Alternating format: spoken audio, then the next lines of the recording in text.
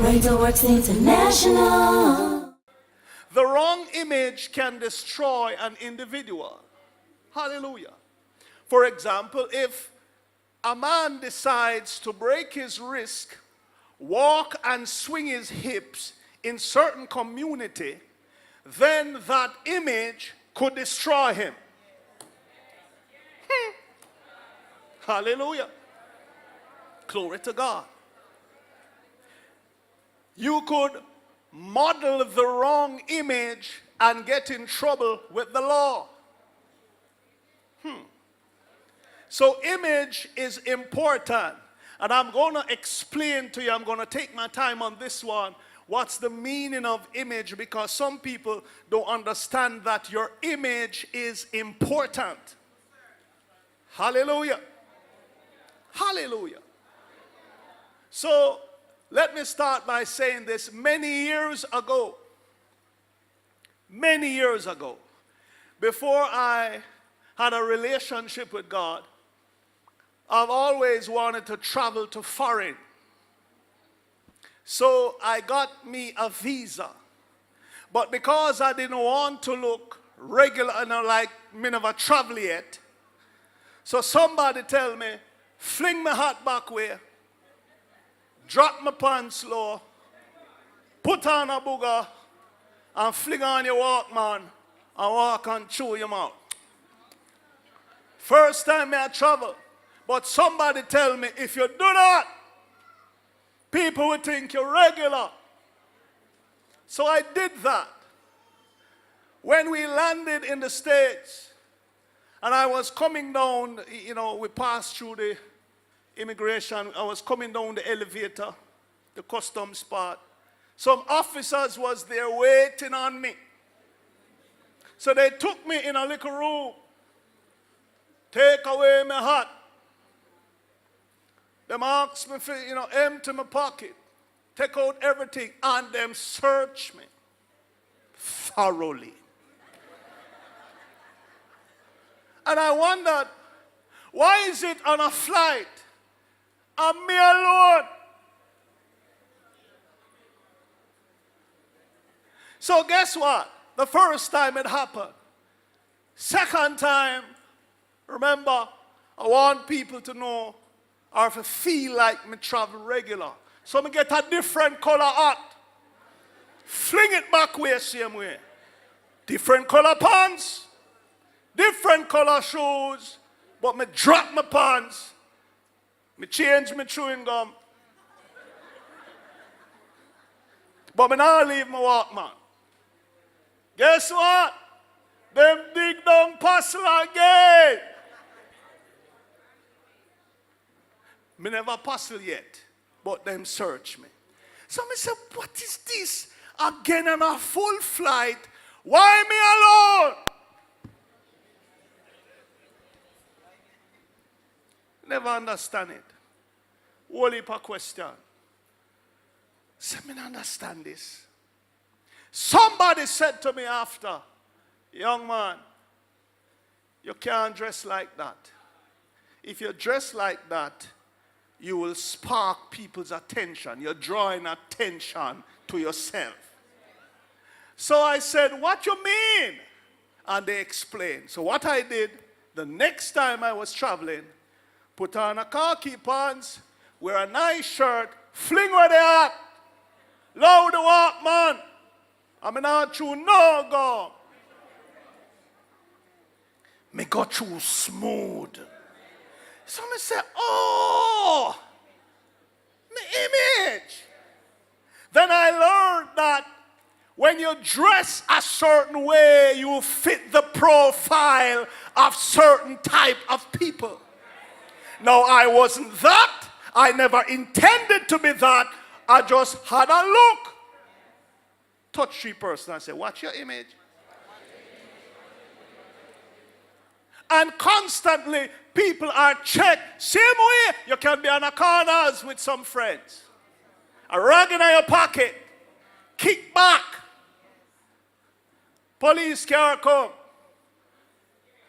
You in a shades. All alone in a shades at night like on a welder. Hallelujah. Touchy person say, "Ya welder." Oh, you have on shades at night. Ya welder. So the police creep up all welders off of the car and throw them in the truck.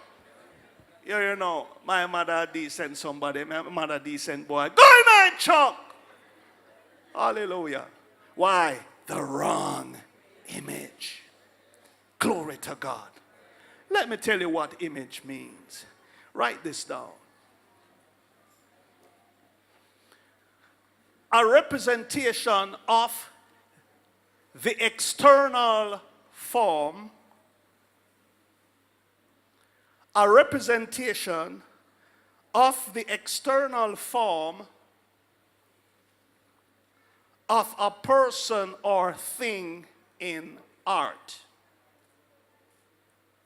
Of a person or thing in art. The next meaning, visible impression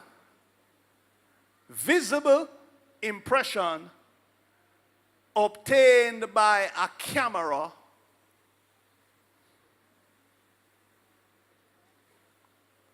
or telescope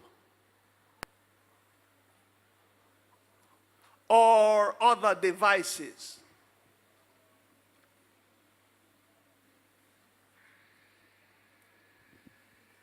Got that? Visible impression obtained by a camera or telescope or other devices. Number 3, I like number 3 meaning. A person or thing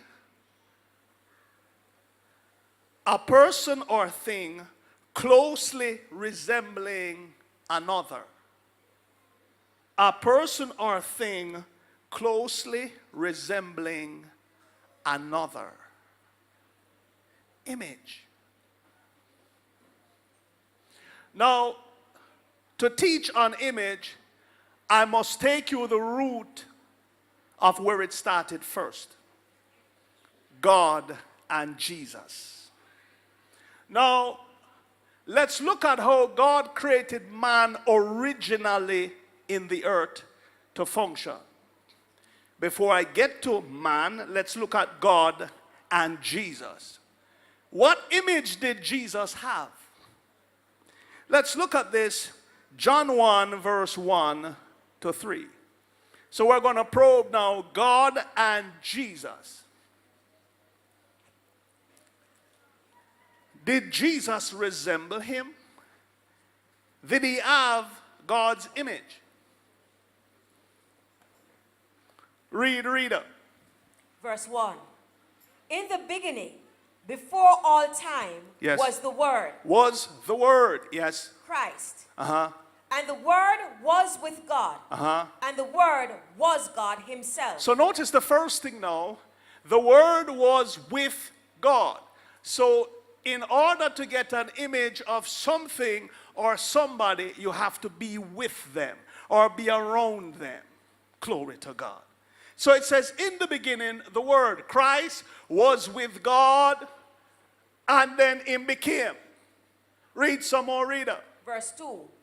He was present originally with God. He was present originally with God. So to get an image from something or somebody, you have to be present. You have to be around it or them. Keep going. Verse 3. All things were made and came into existence through him. Yes.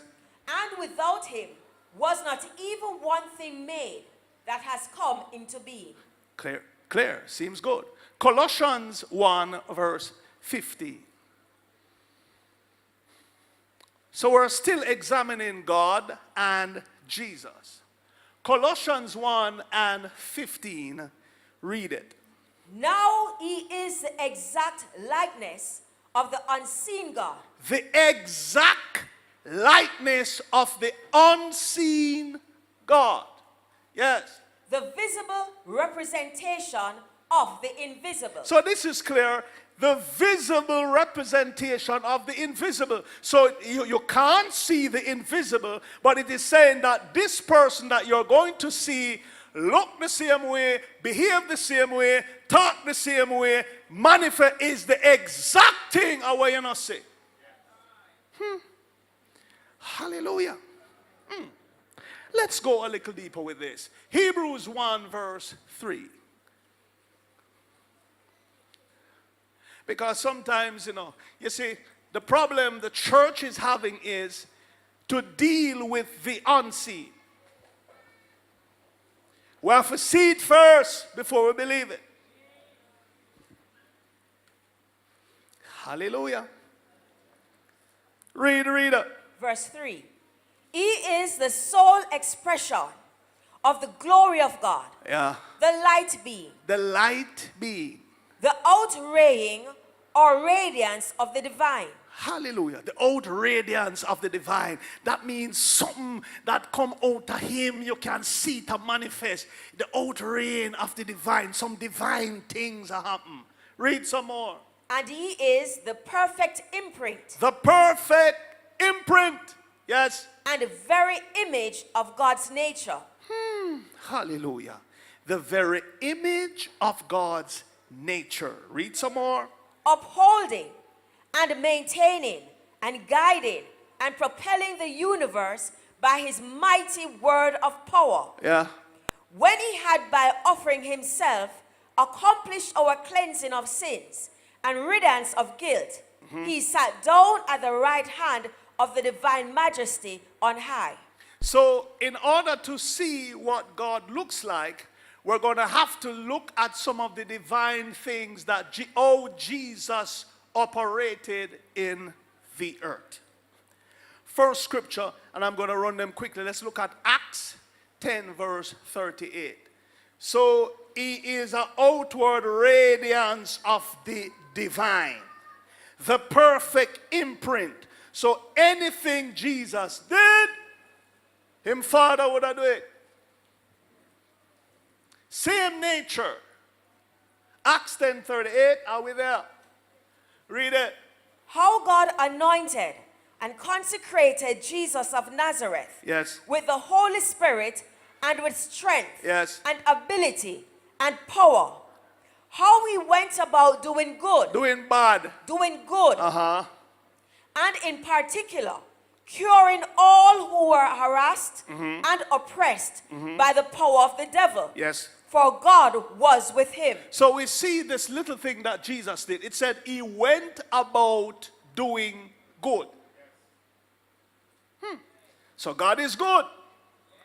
Jesus went about doing good. Let's go a little deeper with this. Matthew 8 verse 1 to 3. I'm going to take you now to what Jesus was manifesting as the image of God. Man losing image. Church is in a dilemma. Glory to God. Are we in Matthew? Read verse 1 to 3. Verse 1. When Jesus came down from the mountain, great throngs followed him. Yes. Verse 2. And behold, a leper came up to him and prostrating himself, worshipped him, saying, Lord, if you are willing. No, man, I don't think I saw him that say it. Read that.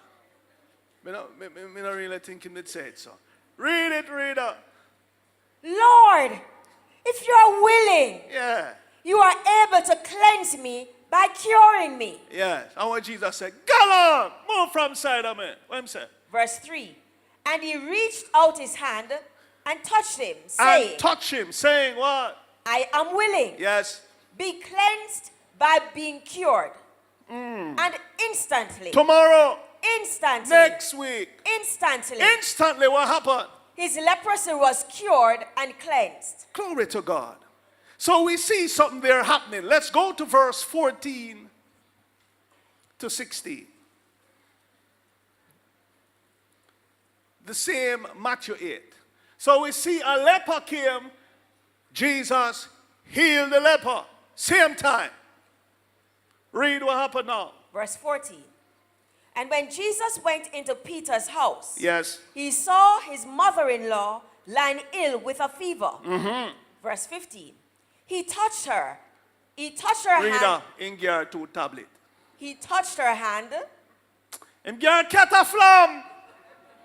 He touched her hand. He touched her hand, and what happened? And the fever left her. And the fever left her. Now, this is a supernatural thing. Hallelujah. Read.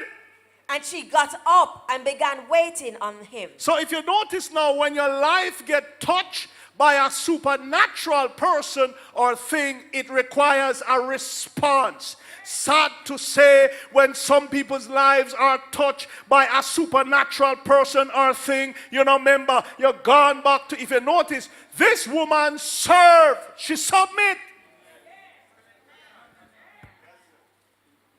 Hallelujah. Touchy person say, when God touch you, submit.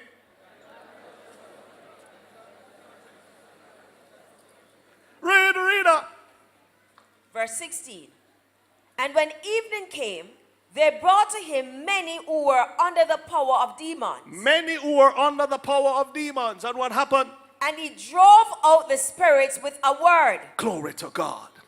And restored to health all who were sick. All who were sick. So we see leprosy healed, fever healed. So he was really showing man in the earth how to deal with different issues. Let's go to verse 24.